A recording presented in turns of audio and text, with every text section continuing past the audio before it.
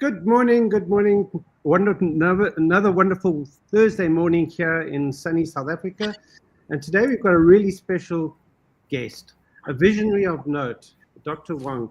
He's joined us all the way from Jakarta, and he's just landed. So thank you very much for being here. And we're very thankful to the airline that got him into Jakarta just in time for this presentation. So thank you very much, Dr. Wong, for being here. Before we start, let me quickly give a quick overview of what Vision 2025 is about. It's about giving back to you so that you can learn about how we do business, how to do business smarter, and to learn from the experts in the field. So we'd like to really welcome you here to the show. What I'd like to do is just go around and ask each of the co-hosts just to introduce themselves, and I'm going to start with Mana. Mana, please introduce yourself. Why did I know you're going to ask me first? Good morning. As you know, I'm Marna Roots, and I am the owner of Inscorp Insurance Brokers. We are a short-term insurance brokerage, and we insure your property. We take care of your assets while you do your business. I thought instead of just telling you I insure from port to port and through the factory and end out to your end destination, I would like to talk about D&O cover. So we do liability. So I've put the link in the comments, so have a look at that. It's very important for you as a business owner to have a look at the directors and officers cover. Dr. Wong, I'm honored to be co-host today with you on the show. Can't wait to learn from you. Thank you so much, Mana. Great to have you here. Let's go to Russell. Russell, would you like to introduce yourself? Good morning, everyone. Dr. Wong, good morning. Looking forward to listening from you and learning from you. Yes, Russell John Fagan, own a company called Orbspec. I'm an entrepreneur at heart, love small business, loves business people. So business development is part of my strategy. Focus on two elements currently. Within that, obviously, as everyone knows, but you wouldn't know, Dr. Wong, is I have a feather in my cap with sales. I do a sales masterclass because, unfortunately, you can't go and study sales in a university or in a college. And I think that the majority of the companies out there train their salespeople how to not sell their product, but supply their product. So they teach them features, benefits, advantages, and say, go and sell the product. But that's not sales. So I go and I delve into the psychology of sales. And then something that I'm also very passionate about is reputation management. Reputation management is, what is the people that associate with you, your business, suppliers, as well as clients. What do they say about you? Now, that's me in a nutshell. Thank you, David, once again, and it's an honor to be part of this hosting committee. Fantastic. Thank you very much for being here, Russell. Let's go to Glenn. Glenn, please introduce yourself. Thanks so much, David. And once again, absolutely brilliant to be on the show. Really have fun doing this. And certainly an honor to actually be live with Dr. Wong, all the way from his hometown. Really looking forward to hearing him. As you can see on the name, Glenn East Jones, Mentor is coaching. Mentor is literally just Latin for mentor. But I do life and business coaching, I do counseling, I do mentoring. But I like to call myself your personal locksmith because I love to unlock that potential that's inside you and help you step into destiny. And that's me. Looking forward to this. Thank you, David. Over to you. Thank you, Glenn. Great to have you here. Wilhelm, please introduce yourself. Good morning, everybody, and thank you, David, for this wonderful opportunity. It's so great to see Dr. Wong again. So thank you very much for this. Yes, what I do, I help leaders and teams unlock their full potential by improving quality of life, mastering stress, and building trust-driven, high-performance cultures, using brain dominance, communication style, and team certification tools. I show businesses how to align strengths, prevent burnout, and 10x performance. And whether you are scaling or struggling, I help you build a team that really works better together. There's synergy and there's power. So that's what I do. Thank you very much for the opportunity. I'm looking forward to hear what Dr. Wong is going to tell us. Oh, fantastic. Great, Wilhelm.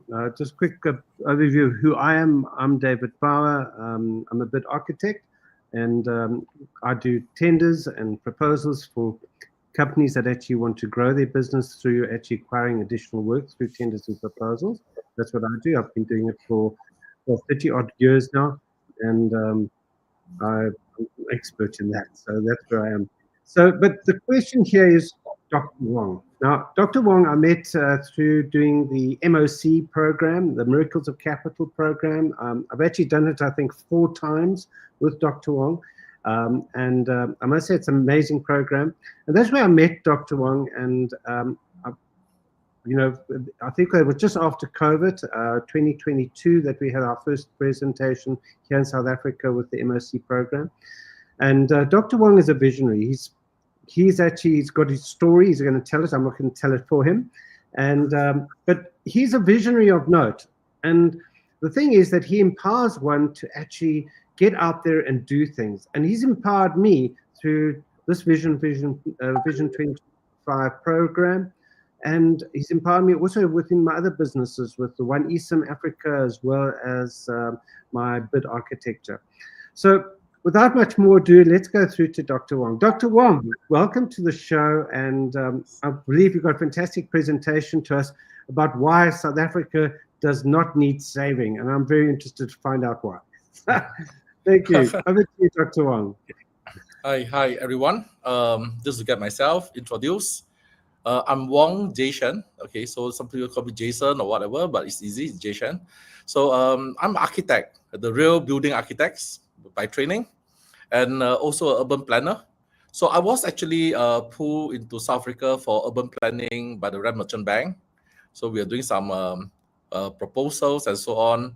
And my forte was in finance. So I was investing into weird ideas, very weird, okay, things that you think that would not happen. And I do not look at someone else's past. I look at current and the future. If you love someone, look at her. Just look at what she is and what she can become. Do not ask her about the past. The more pretty she is, the more colorful her past will be, right? So the thing is that just like Glenn, I have a locksmith, but instead of unlocking the value, I start to think, what if I can add a lot more value to the ideas? So in the world of AI, I think knowledge is free, right? Even wisdom is quite expensive, but it's still available. But we are looking for unconventional wisdom, things that not normal, so unconventional wisdom. So so in the world of AI, the quality of human being become very important. So I'm looking at human beings that become partners that I can farm as a unicorn. So that's what I do. Fantastic, Dr. Wong. That's wonderful. Thank you for that's the best introduction. I couldn't have done better. So welcome to the show. Dr. Wong's got a presentation for us. So I'm going to move over to the presentation. And he's going to be talking about re-imaging South Africa and why South Africa doesn't need to be saved.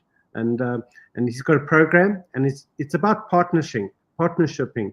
And so, Dr. Wong, I'm going to hand over to you, and please take it away and show us how and when and where. Over to you. Okay. Hi, everyone. Welcome to the program or to the sharing. I'm not so sure whether I'm blocking the screen or the screen is blocking me. Just contact the organizer if you need the presentation, because I'm a believer that knowledge is free. This whole set of slides will be given to you, so you can use it, right?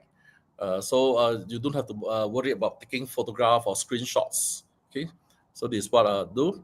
So sometime in 2024, some of us says that, okay, South Africa, this and that, so and so.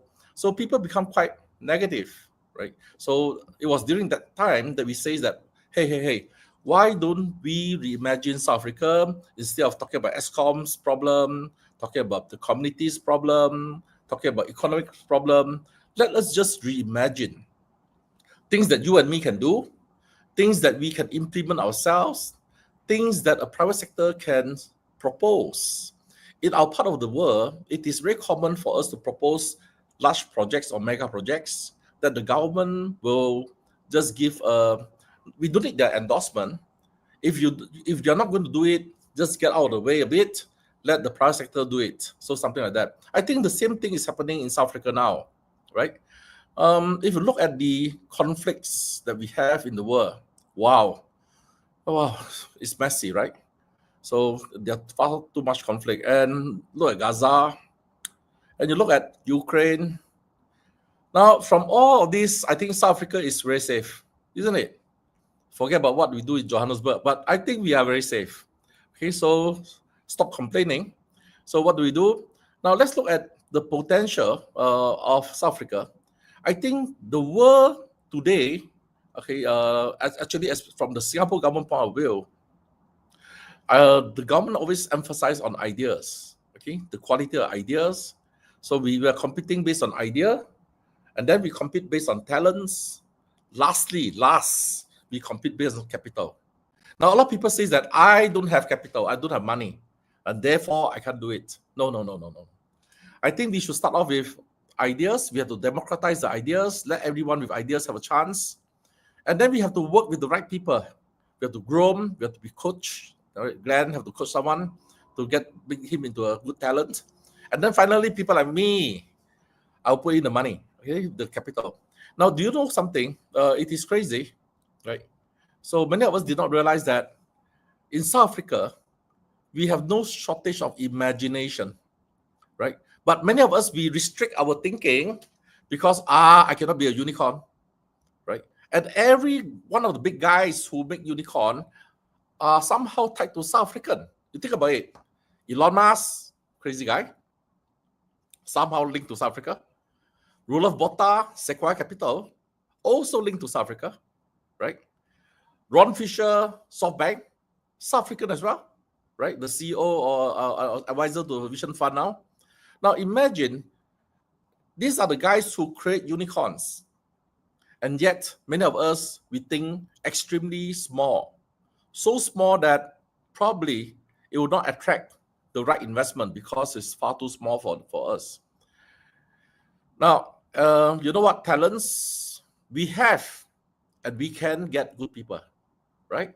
We can backsteal or borrow, okay? We can actually hire, we can attract very good people.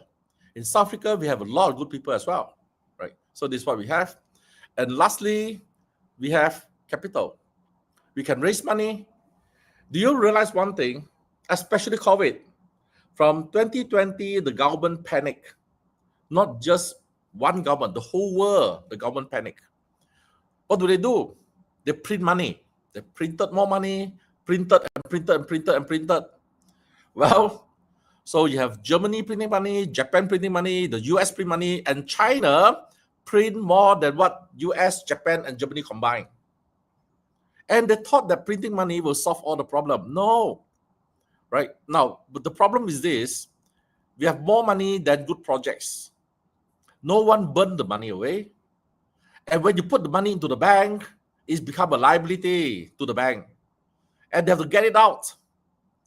And I think we have to learn that in South Africa, there are many good ideas. We have to learn to raise funds from the global market. Do the roadshow in Tokyo, in Hong Kong, in Singapore, in Dubai, in Frankfurt, in London, in New York, in Los Angeles, around the world, and come back to from Dubai, you may want to take a short trip home, fly back to Johannesburg or Cape Town. I think that is something we need. Money can be raised. Now, if you do not believe me, go to one site called Forge Global, Forge Global. Look at the startups. Forge Global, the startups, the size of the startups, 3 billion, 5 billion, 7 billion, that's US dollar, right? So we can see that there's no shortage of funds. I think it's more a shortage of the team coming together. We need to partner ourselves into a proper team that we can actually have access to the capital. Now, if you look at South Africa itself, well, I'd like to look at another corridor, right? I'd like to propose corridor. Say we have a redefined potential growth corridor. You know, I'm an urban planner. So it's actually for me, I like to build clusters, okay, clusters. So we have 4 growth catalysts that we think could become something we can reimagine. So the first one, a special zone in Pretoria, right? And the heartland in Garage Dam, and the knowledge park in George, And PAL, from Cape Town, we need to extend all the way to PAL, right? And this should be linked by a high-speed rail. Don't worry about the money. I'm going to talk to you how we're going to do it, right? So someone had to propose something, because sooner or later in Africa, infrastructure have to grow, right? And now I'll look at this Japanese next generation Shinkansen, right? Yeah, they are expensive. Oh, I know. But then there's also China, the cheap one, new CR450. This is also high speed. Let them compete. Let South Africa be the test bed. Let them compete and let them do pilot projects here, because they have to sell to the rest of Africa. Africa is going to grow in population by 2070. It's one of the largest growth area in the world, and one of the safest zone to jumpstart landing space will be in South Africa. So we say that let's redefine the growth corridor. Now, what will be in the special zone in Pretoria? So let's look at non-bank financial institution. Yes, I know the financial institutions are in Johannesburg. Here we are dealing with non-bank financial institution, right? All those who build payment gateways and so on, the finances, the manufacturing industries, and the game, your game are bakes, game reserve and so on, and tourism, right? Now, in the heartland, let's have alternative energy, right? White sites for ESG, right? And probably we want to have crypto economy as well and metaverse. So these are where we allow it to bloom, because we need a lot of energy for this. We've always thought that the problem is with Eskom is with your AI. You guys use AI that consumes so much money, right? So much energy. So we have to pump in for more infrastructure. And if everybody starts to charge your EV cars at night, we are going to have a big trip, right? We have to learn how to do energy. But I think a lot of this new economy, we need a lot of energy. And the Knowledge Park in George, probably we want to attract the likes of University of Melbourne from Australia here, Oxford University to come here, maybe even for Asian like the NUS, National University of Singapore, to have a branch campus in George. Look, Garden Route is the top 10 most beautiful place in the world. But what do? People like me, retiree, when you reach 60 years old, 65 years old, 62 years old, you go to the Garden Route. No, it should be the California of South Africa. Let's say Johannesburg is going to be New York, and Cape Town will be the maybe Las Vegas, or maybe the lifestyle city. Where will be the brain? The brain probably will be in George, right? So this is something that we look at, the airport, then maybe in Mossel Bay, the seaport, and the cyber port. We wanted to have all the three ports. It's very important for us to understand communications today is not just the sea, the air, but the cyber as well. So we may have envirotech, the water technology. Yes, water technology. The whole world is going to fight because of water. Even USA pumping rights from the river become a contention. Australia problem, right? Look at Tigris and Euphrates in Iraq, in Syria. It become contention. Look at India and Pakistan. What's the problem? The Indus and the Ganges River. It's about water coming from the Himalaya. And China doing the dam, Himalaya. Water scarcity will be a big problem in the geopolitical space. And I think we should build water tech, water from the air, water from the sea, water from the recycle, reboot. We have to create a lot of knowledge in all this area. And PAL extension, probably agrotech, food tech, biotech, right? I mean, there's a basis for this. I'm not just simply plucking from the air. First of all, let's look at the number of South Africans that we have. Yes, we are losing people. I mean, good people are migrating. Nope, they are coming in. If I can reverse the whole thing. Now, we are not growing fast enough. Look at the birth rate. We need to grow the number of people in South Africa to become a feasible market. Something like 82 million people. Are you joking? No, I'm not. Right? Is David going to have more babies? No. We are just saying that the people are very much more mobile. Right? So what do?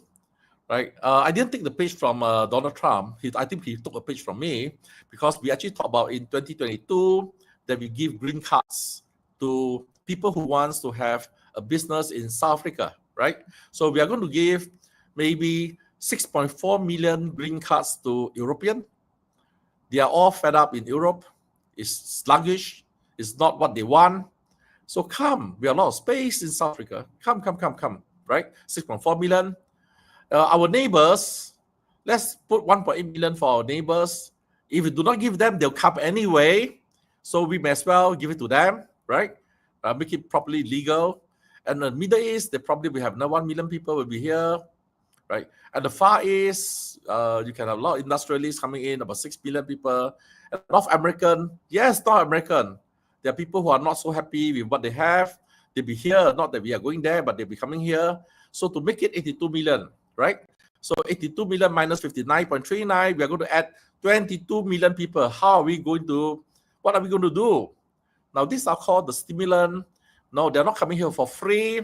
We're going to charge them a visa fee or a green card fee of $6,000 US, and they'll give us $135 billion over the next 5 years. Okay? Now, these are free money. Seriously, don't expect people like me to come to set road. I will be happy to come a green card. I'll be coming in to meet David and Glenn probably for a good meal, stay for 2 weeks, 3 weeks, but pop, I'll be flying off. I just want to be welcome. I just want to be here. I probably will never settle down here, but many people do the same because South Africa is the gateway to Africa. Just to give a sense of proportion, the foreign reserve of South Africa based on June 2023 was 47 billion. Now the money we are talking is much more bigger than your reserve. So these are extra monies, right? Now monies, if you don't put it to good use, they become a problem. So let's put it to good use. So 135.6 billion, right? Now, someone have to process this. Don't expect the government department to process this. So we look at the number of HR agencies in South Africa. There are 842 HR consulting in South Africa, and also 41,000 chartered accountants registered in South Africa, right? So there are 2,000 active firms. Well, let's think about this. 2,000 plus 842 firm, 2,800 firms, okay? Each, we allow you to have quota to process up to 2,000 green cards, right? So over the 4 years, well, we are going to process the applicants. So it's not going to have bottleneck, right? It's going to make good business. Probably you can still charge a small consultancy fee if you want. And you know what? We are going to build government housing, 6 billion into government housing. Real affordable house of good quality. Stimulant, pump in $8 billion US into the special zone. And R&D grant means not a loan, it's free money. I give you a grant. Okay, South African nationality.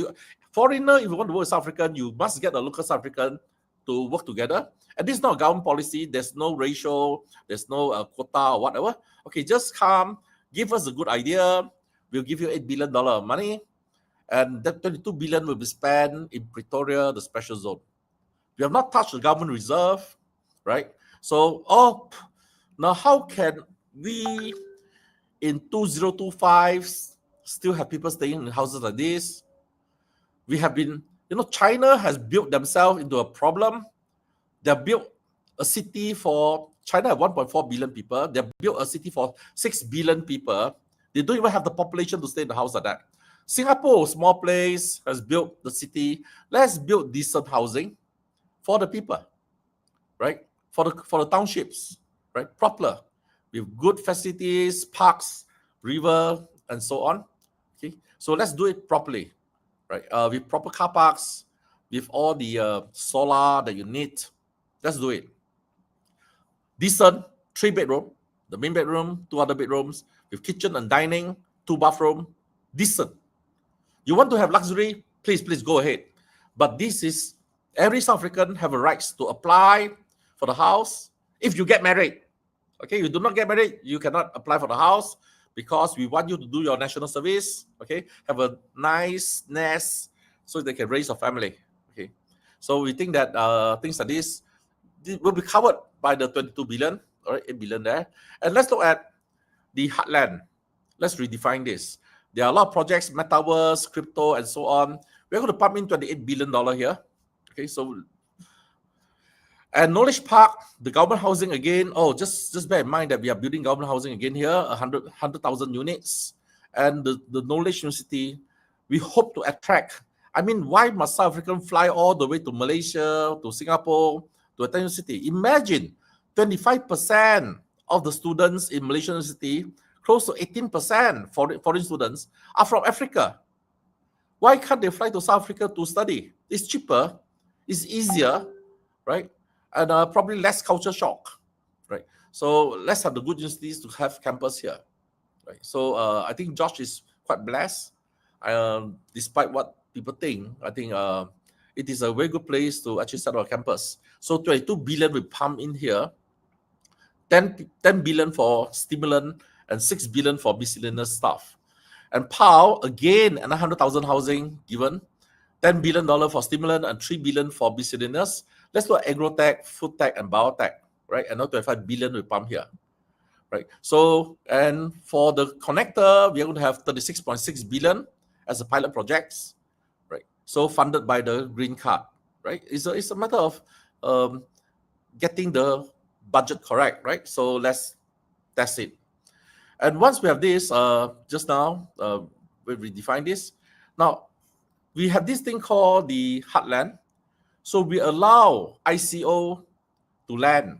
We allow the crypto world, the tokens to land in the heartland, right? So each one who wants to set up landing rights here will have a 100,000 license to the government. And transactional with 1.5. Now, this is the part that's the bonus, right? So let's give 800 licenses for all the tokens. There are a few thousand tokens here active. So 800 of them will land in South Africa. They'll pay us 80 million US. But the transaction is crazy. Whether lucky or not, right? Forget about stable coin.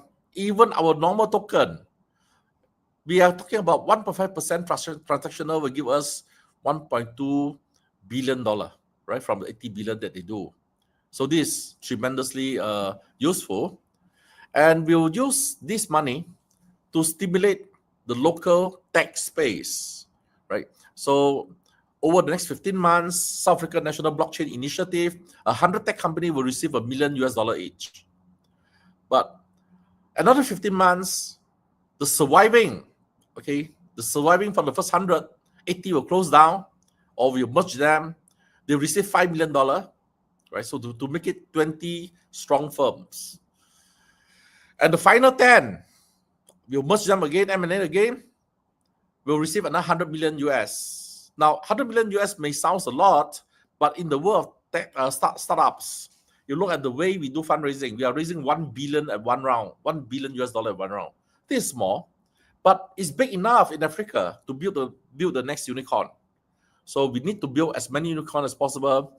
And we are going to invite international accelerator, okay, Rocket Internet, Techstar, Founder Startup, Y Combinator, and even MOC, the accelerator, and Aces, Foxconn. So we do a national competition, right?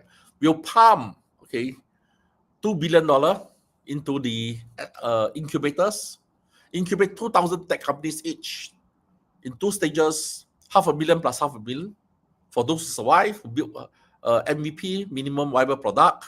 You build it, you get the other $500,000, right? So we build the companies, let them grow and compete. And the likes of this, we'll bring them to JSE, New York Stock Exchange, or NASDAQ. Now, these are common occurrences. They are not difficult. They're not far. We've been doing it quite often. So I think it is important for us. Someone must guide the youngsters to the higher heights. It's no longer just normal coaching. We are moving towards that. Now, South Africa is especially blessed in agriculture. I think you are the strongest in agriculture. Look at the French, they got subsidy. The Japanese got subsidy. I think the only place that you do not get subsidy and you can make profit is South Africa. The farmers here are really serious, right? Now, let's look at farming as what we understand or what we do not understand. We are looking to the future of farming, right? So we are not talking about farming per se. We are looking at supply chain, food security, supply chain, food security, okay, and all the supply chain. We have a big, we call that the bread basket here, and we are not producing just your staple fruit. We also look at nutraceuticals. I think it is important for us to do high yield crops, so that to adjust the earning potential for the farmers, you mix both. And the R&D, we can work on the R&D with all the grants, and to build very strong case. You know, I was surprised in South Africa, there's this thing called scaletium, right? Your cancer bush, right? And they brought me essential oil, right? You guys get all the plants from the, even from the Karoo, on the Klein Karoo, essential oils, smells good. But I'm not just looking at the oil base itself. I'm looking at the active compound. What are the active compound that people like us would like to have? And you can even use the word cancer in South Africa, right? But many of us, we are not allowed to do that. So we can use this as a powerful for rooibos, right? Yeah, honeybush, right? So all these things. So it is very powerful that we can actually farm and build. So, but you see, the farmers or the company building this probably have to build this whole thing outside of South Africa. You go to jurisdiction that allow you to issue shares easily, like London or Singapore or even Kuala Lumpur, that under the common law, you can build fundraising, so you have money to build your case. So Dr. Bharat went to South Africa. He brought me back all this stuff. I was stunned, right? The amount of things that you have and ready to commercialize. But many people did not have a right partner. They do not have a partner that can bring them global. I think that is the case that we are looking at. So what do we do? Should we be doing agriculture locally? No. We can rent some land from Namibia, from Zambia, from Malawi, or from Mozambique, or even Zimbabwe for the better, and Madagascar. So with this, we'll pump in another 500 million US into the initiative. We do not need you to start from zero. If you are part of the larger Reimagine initiative, probably this is something that we should actually build. You know, I come from this part of the world, the red color circle, and I always end up in this part of the world, the green color circle, except that we didn't realize that there's a thing called the Valerie Perry circle, right? You know what? Half the world population stays there. Yeah, half. 4.5 billion people stay here. Relatively peaceful, no war. Yeah, there's sometimes have a bit of tension at the border, right? Right, you get skirmishes here and there, but generally peaceful, right? And the cities are not what you think. Even in Vietnam, in communist Vietnam, look at the cities that is growing, or the twin Kuala Lumpur, Singapore, and Jakarta. Okay, these are huge markets. You cannot imagine the Shanghai, the Hong Kong, okay, the Bangkok and the Manila in the Philippines. Okay, the Americans are there, right? The Beijing, the Chongqing, and the Taipei. So, and of course, we also have the Seoul, the Tokyo, the Korea, and Japan. So this is a market that I think most of us from South Africa should look at. It is actually very funny for me. I produce wine. I sell to Europe that produce wine. How can I produce wine to sell to Italy that produce wine? I mean, why don't I produce wine and sell to maybe Seoul that do not produce wine? I mean, I think we have to learn how to look at the market, and we should find a partner that allow that, instead of waiting for the government. The government will take their own sweet time to act. They have their own agenda. They're looking at how people will vote. But for many of us, we choose location like, maybe for me, I chose Singapore. Why? Connectivity, right? And Kuala Lumpur, a lot of connectivity and low cost. I mean, you can fly to all the cities here with a small amount of money. And that is something that we look at.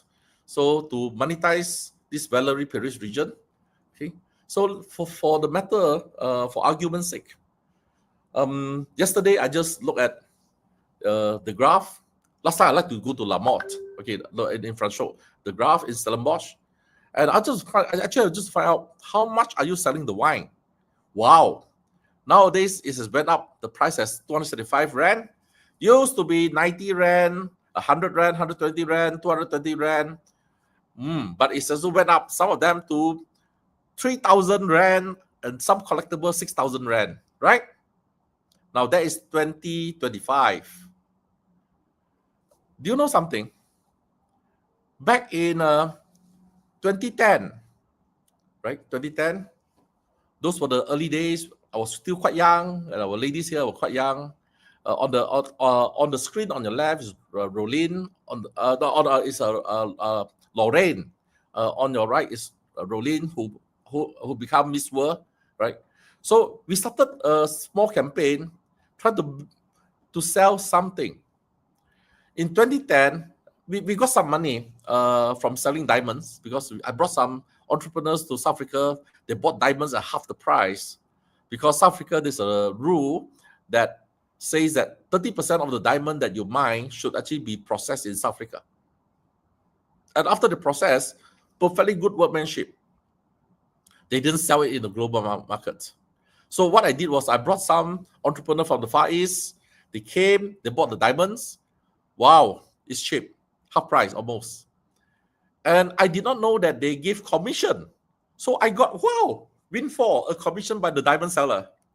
So with the commission, everyone like us wants to have a dream, wants to buy a wine farm, right? But then they told me that the fastest way to become a millionaire is to be a wine farmer. First, you become a billionaire, you buy a wine farm, you become a millionaire at the end, right? You lose money. So I said, oh man, that's not what I want. I need to have very good wine. So in 2010, the winner of the wine competition in the Franchot was Le Chocolat. So with the money we have, we bought 4 barrels, okay, 4 barrels. And we bought very good bottle from France, very deep, proper. We got very good cork. The bottle cost us 35 rand. Imagine those days, 2010. And the cork sold for 5 rand. Very good. And okay, you need to have excise duty to export. You have to pay someone with the license 1.5 rand. Well, it's okay. Then the label. We managed to bottle about 1,600 bottle, right? 1,600 bottle. So 1,000 bottle was put with a serial number 001 to 999. The balance 600 bottle, I got 300 bottles, my partner got 300 bottles. We put them as owner reserve. Okay, owner's reserve. Sounds good, right? Owner's reserve, right? Now, we have to sell the wine. And we decided to sell the whole thing in bulk to the Far East. Okay. Now, the question is, how much do you think that we should sell each bottle? So this one, I would like to ask the panelists to each one tell me how much they think they'll sell. Okay, David, I pass to you to host with the panelists. How much do you think we should wholesale per bottle? Thank you, Dr. Wong. Let's ask Mana. Mana, what do you think that you should sell a bottle of wine? Somebody wants to piggyback on me. No, Dr. Wong the wants best to say South African something. for the year, the best, the winner. Yeah. Okay. I would presume, are we talking rands? Hey, about Yeah, right. Rand. 1,000 rand a bottle? Okay, Okay. let's go to Glenn. Because that's rands, no? Rands, yeah. Glenn? Thanks. I would probably say in excess of 7,000 per bottle. 7,000. Okay, sure. Yeah. Okay. Let's go to Russell. Russell? We get the cost of about 30 for the bottle and the cork, but what was the cost of the wine? Because that will obviously... Yeah, Yeah, but wine so- is cheap. Okay, Wine so is the cheap. wine is cheap. So do we say that the cost factor on this bottle was 60 rand at that stage? That it Yeah. cost you per bottle? Okay. I like the fact that it's been numbered, so it gives it scarcity. The fact that it's got scarcity, you can name the price. If your marketing was done, you can sell that bottle in the Far East with wine connoisseurs, 12K a bottle, 12,000 Rand a bottle. Okay. Especially if you've got the reserve, the owner's reserves, that makes it even more scarce. So I think the numbered bottles, I would probably go in at about 12, thinking about the exchange rate at that stage. And then obviously the reserve would be double to triple the price. So I think at the end of the day, a reserve bottle, someone will pay 36K for. Yeah. That would be my marketing strategy. We'll have. I will never drink that wine. Yeah, it would be put on a. It will be put in the cupboard. But it's not that far-fetched. I met a guy that showed me a bottle of wine that he had, which he paid 125,000 Rand for, and that was probably about 20 years ago. So I think if you market it correctly, people buy the brand. They'll probably sip it and say, okay, it's not the best wine ever, but it's not about that. It's about the ego of having that and owning that bottle. So I'll work on that. Good. I think very interesting. Wilhelm, what's your view? I'm not sure if Wilhelm's there. Okay, Dr. Wong, back to you. Okay. Now, bear in mind this 2010. Lamont was selling for 220 per bottle. Now we wholesale 1,000 bottle. We have 1,006. I got 300 as the owner reserve. The 1,000 bottle that's numbered was wholesale at 1,000 US per bottle. So we made $1 million US. Good heavens. Yeah.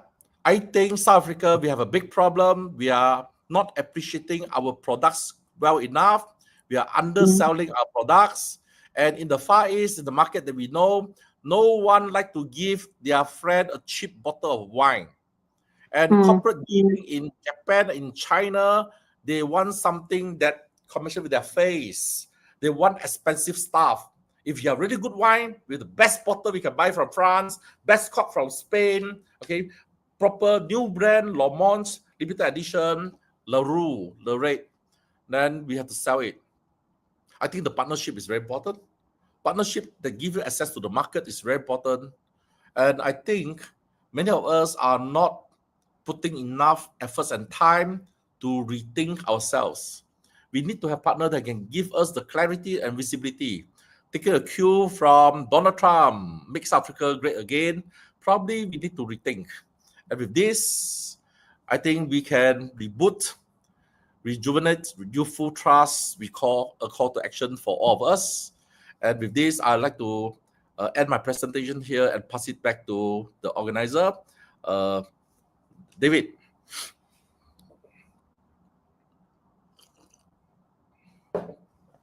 Thank you so much, Dr. Wong. Wow, I must say, that's what vision is all about. And I know Glenn is very much on, Glenn and Wilhelm both do vision, very important. And that's part of what Vision 2025 is about. It's actually about thinking really big. And what you've done today is actually thought really, really, really huge. So, and I think that's what we, and South Africans need. We need to think huge. What can we do as individuals? What's happening here is we rely on government. We think that government's going to come and save us. And actually, no, it's up to us, each individual in South Africa, to partner together and come together to actually put some plan together. And I love this rejuvenation, this re-image of South Africa that you put together for us. I'm going to go around and just ask the panelists just to give their thoughts and their takeaways from what you've said. I'm going to start with Glenn. Glenn, over to you. Dr. Wong, we often use the saying, thinking outside the box. Well, I believe you think outside the mansion, never mind just the house. So I absolutely love what you put together over here. When I talk about potential, I mean, that's potential. It's just incredible. Absolutely fascinating to me. The interesting thing is I know a Indian chap who's been working on something like this for the past several years, and he's been struggling in terms of capital and that type of thing. And I think I need to introduce the two of you. Really fascinating. Really incredible. I talk about the word imagination. The biggest nation in the world is imagination, because every single person on this planet has imagination. And exactly what you spoke about, we don't really use it to its full potential. We really don't, and specifically us South Africans. So loved what you're doing, love what you spoke about. I think it's absolutely brilliant. Yeah. Very good. Glenn, Thank we you should have a very- breakfast in August. I'll be back in South Africa for 2 weeks. So let's have breakfast, yeah? The whole gang of us. Fantastic. I'd look forward Yes, to that. I think that's a Awesome. great idea. Yeah. Now, Wonderful. this set of slides will be given to everyone who requests for it. Is I think that it should be open. Knowledge should be free. Yes. Yeah. Absolutely. Wonderful. Absolutely. So Definitely. anyone who would like to have the presentation of what Dr. Wong's presented today, just put it down into the chat, and I'll send that to you through LinkedIn or WhatsApp. Let's go to Wilhelm. I know Wilhelm's got a time constraint. Over to you, Wilhelm. Thank you, David. Yes, sorry, it seems that I battle with my internet. It's a bit slow, but yeah, Dr. Wong, as usual, you excite me, energize me, and I think there's wonderful opportunities and things that can happen. So thank you for this. It's exciting. That's all that I can say. It's exciting. Fantastic, Wilhelm. Great. Thank you. Russell, over to you. You've got a similar program that you are trying to get off the ground called CTAP, and we look forward to hearing about it next week at the Pitch with Purpose. But maybe you could just give your views and any comments for Dr. Wong. Yeah. I'm apologizing for my angle of my head and so on. I've got the presentation on a big screen because my wife has joined this morning because she's very interested in what you've got to say, Dr. Wong. It's very seldom that I get to a place where I don't actually have words, because I always thought that I think out the box and I think big. It is very, very small compared to what you are putting on the table. My takeaway is, and I'm going to be bold enough to say, I would like to be part of this vision in any way or form. And I don't know what that looks like, but it's very seldom that someone really takes my breath away. And yeah, absolutely, it's impressive. I can visualize it. I can see exactly how that corridor can work. I can see the benefits of something like that for South Africa. In actual fact, not for South Africa, but for the world, because you have all of these international people that can come in and bring their value, their IP. So yeah, definitely I'm looking forward to August, and I would, with your permission, get your contact details and just run a couple of chats with you over the course of time. If that's okay with you, you can just let David send me your contact details. It will be perfect. But yeah, I'm wowed and speechless. Thank you, sir. Wow, thanks, Russell. Thank you. Let's go to Mana. Mana, over to you. Yeah, yes, thank you very much for that, Dr. Wong. I learned a lot today in a short space of time. What I learned today is that we really need to understand our market. I think it's very important. You can have all these ideas, but you need to put the work in to understand the market you're presenting your product or your service to. So that was very valuable to me. And then, David, I think we're buying a farm.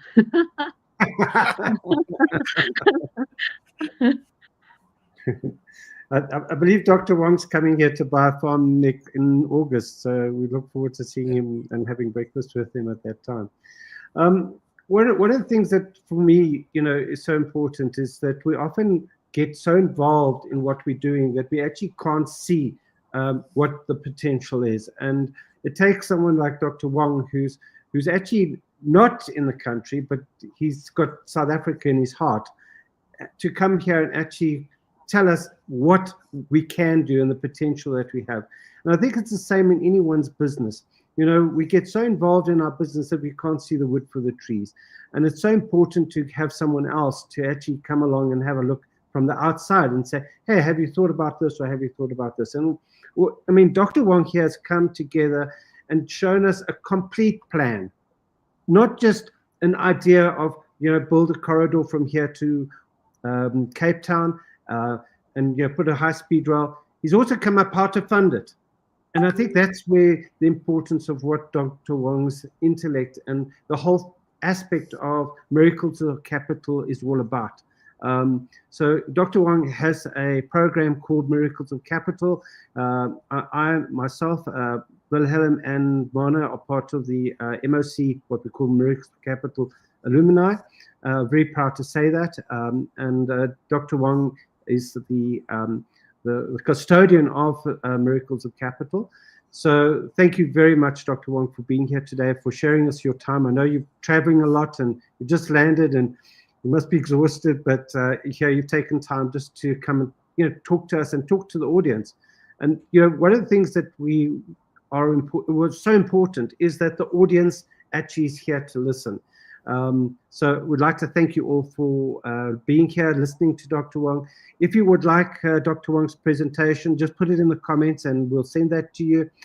So as Dr. Wong says, knowledge is free. But Dr. Wong, I'm going to ask you just to do a recap and just a quick overview of and how people can actually get onto a program with you, and just to give us a little bit of a feedback on that. Over to you, Dr. Wong. Yeah, actually, I'm not in promoting the program. Generally, many of us have some ideas and they cannot get access to funding. I'm not a consultant. The difference between me and the consultant is the consultant, you pay them to bring you to the IPO. I give you money to bring IPO to you. I go with you, right? And my time frame is a bit longer than usual. Most of the VCs probably will look at you for 4 years, 3 years. The private equity will look at you at maybe from 18 months to 2 years. I am looking at 5 years to 8 years. So my time frame is a lot longer. So from conception, from the idea stage, initial stage I'll be in. But you have to convince me that the idea is crazy. So I'm foolish enough to take on crazy ideas. Okay, so no bad ideas, everything is done. I think probably you have to talk to people like Glenn, David, and Russell, so those around you that can actually help you through the initial, we call the conceptualization, okay, or the formulation of ideas before we meet up. I come to South Africa about 3 times a year. The only time I did not come was during COVID because the time there's no flight. I would love to be in South Africa during COVID because of the space, right? Here is so crowded. So with this, I'll pass it back to David. Yeah. Thank you so much, Dr. Wong. I'm just going to ask each of our panelists to give their one-word takeaway for this whole presentation. Let's start with Mona. Knowledge. Knowledge is power. Thank you. Glenn?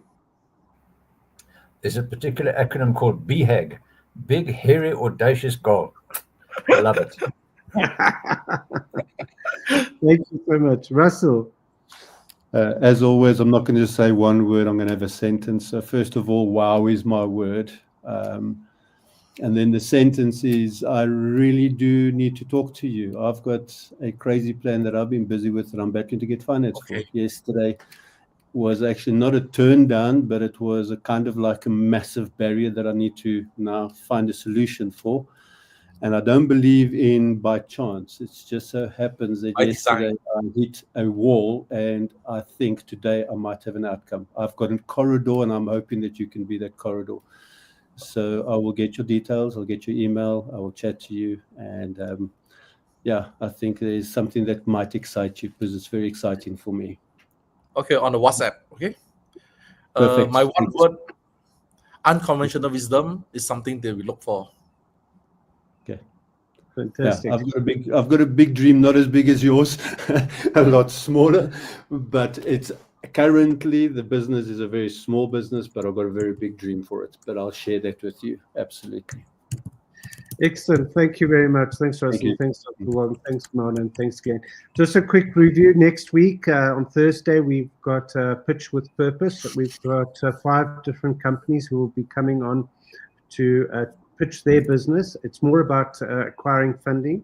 I've asked Dr. Wong to also, invite people from Malaysia, Singapore, Kuala Lumpur, etc., to come onto that call. So there will be some people there that have influence and have money that could come along and actually invest in your ideas. So if you're an investor or you're someone who's looking for funds, please get hold of me. Please come and join us next Thursday, same time, and we can look at something really, really fantastic.